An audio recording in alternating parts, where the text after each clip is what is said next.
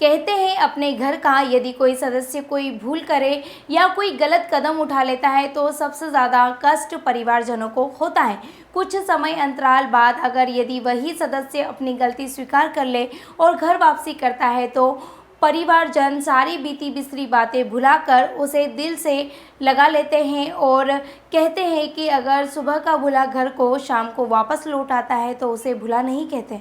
ऐसा ही कुछ वाकया भिंड जिले की भिंड विधानसभा क्षेत्र में देखने को मिल रहा है।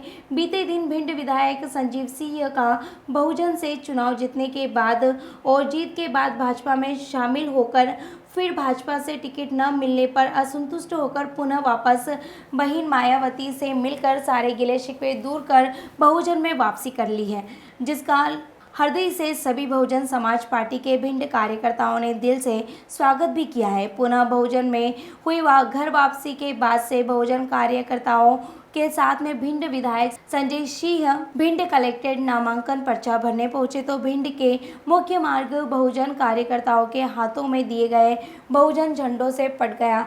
यहां पर बताना मुनासिब होगा कि भिंड विधायक संजीव सिंह द्वारा अपने विधानसभा क्षेत्र की माता बहनों से बंधाई राखी के चलते बहनों ने बीच भिंड विधायक संजीव सिंह उनके दिलों में राज्य करते हैं और यही कारण है कि उनकी बहुजन समाज पार्टी में घर वापसी बहनों के लिए बहुत ही सुखद है और वह खुले दिल से उनके समर्थन में उतर आई है।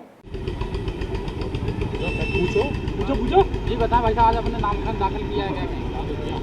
देखिए, आज हमने नामांकन दाखिल किया है। बहुजन समाज पार्टी बहन मायावती जी ने मुझे आशीर्वाद दिया और उनके आशीर्वाद पर और सभी हमारे बड़े बुजुर्ग माताएं बहनें और नौजवान साथियों के सहयोग और आशीर्वाद से हम भिंड की जनता के समक्ष पुनः बहुजन समाज पार्टी के सिंबल पर चुनाव लड़ रहे हैं। मैंने 5 साल भिंड में विकास की गंगा बहाई है, चाहे शहर हो चाहे ग्रामीण इलाका हो।